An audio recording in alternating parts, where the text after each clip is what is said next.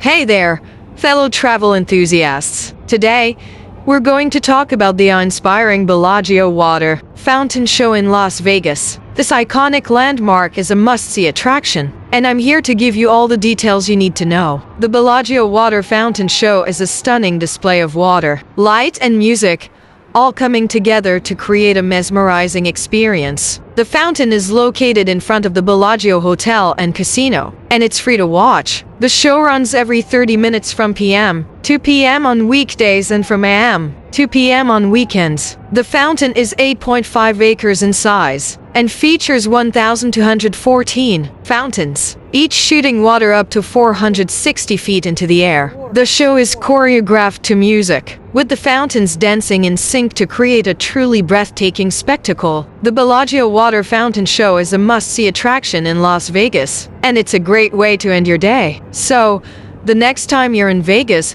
be sure to catch this incredible show. Thank you for tuning in, and if you enjoyed this video, please give it a thumbs up, and don't forget to follow and subscribe for more travel tips and insights. Until next time, happy travels!